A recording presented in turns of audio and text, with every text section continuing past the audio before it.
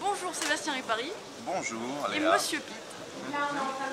Donc on est à Omnivore et donc je voulais avoir vos impressions en tant que gastronome, fervent défenseur de la street food. Qu'est-ce que vous pensez de ce que vous avez vu? Qu'est-ce qui a retenu votre attention? Omnivore, de toute façon, nous on aime depuis le début, on est des inconditionnels. Et en fait, le mouvement street food qu'on défend aujourd'hui est dans la droite ligne de ce qu'a toujours défendu Omnivore depuis le début, c'est-à-dire des jeunes chefs qui font la cuisine un peu différemment, qui la conçoivent et qui la vendent différemment. Tout ça, c'est une continuité très forte pour nous et on adore évidemment Omnivore. Il n'y a qu'un défaut à Omnivore Paris, c'est qu'il n'y a plus la mer. Avant, il y avait Woff, à Deauville, c'était juste merveilleux. C'est la seule chose. Non, je pense qu'ils sont montés en puissance, que la programmation des chefs est toujours très intéressante, qu'il y a toujours une petite longueur d'avance de la part d'Omnivore sur les tendances et sur les chefs qui font la tendance. On regrette le cahier qui n'est pas encore présent, qui est une bip pour moi. Et sur l'association Street Food, je rejoins ce que disait Robert.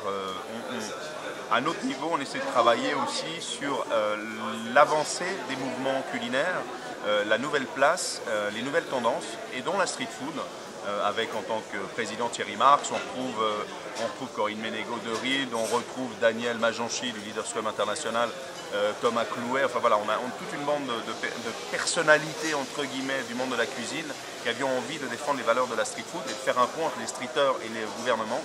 Et ce qu'on essaye de faire. Donc on aime bien Omnivore, on est dans un joli salon, on s'y pose, on est fait de jolies rencontres et on est heureux. Ouais, exact. Et alors, qu'est-ce qui a interpellé, qu'est-ce qui a retenu votre attention jusque-là?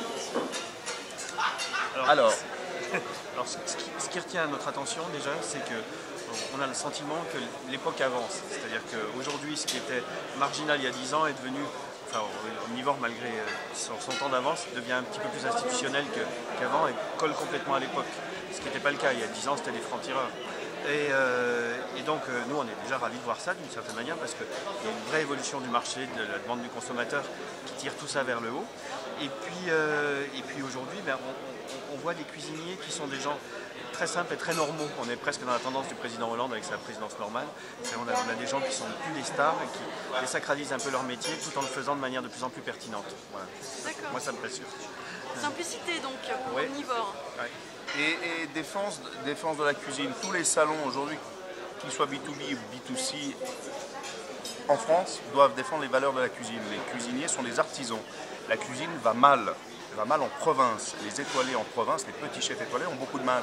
On est à moins 25, moins 30, moins 30, moins 40% chez certains. Donc il faut défendre la valeur de la cuisine, le savoir-faire français, la générosité, le partage. Ce sont des métiers difficiles, ce sont des métiers formidables.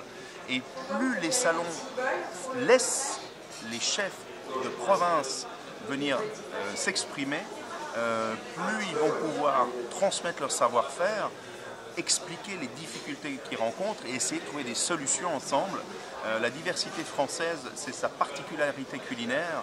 Il faut que tout le monde garde son savoir-faire local tout en étant fort au national pour rayonner à l'international. Vous avez l'impression que la cuisine française, elle est forte à l'échelle internationale? La cuisine française est encore très forte à l'international, mais extrêmement bousculée par des fortes émergences. On prend Singapour par exemple, de Ryan Cliff à André, vous avez des chefs extrêmement puissants. Shanghai, la position des chefs étrangers, l'Amérique du Sud se réveille, Alex Atala et d'autres arrivent sur le Brésil. La technique française reste extraordinaire, mais on commence vraiment à devoir faire attention à ne pas s'endormir sur ses lauriers. Et les jeunes chefs français, d'Akram à David Toutain, en passant par Christopher Rache, etc., Bertrand Grébeau du 7e, revisitent la gastronomie française, la remettent dans un contexte moderne, l'ouvrent à une population qui n'était peut-être pas forcément, j'allais dire, celle d'Hugo à l'époque, mais de gens qui ont envie de manger, qui ont envie de s'amuser, qui ont envie d'écouter de la musique en même temps, qui goûtent un plat. On est dans une nouvelle cuisine.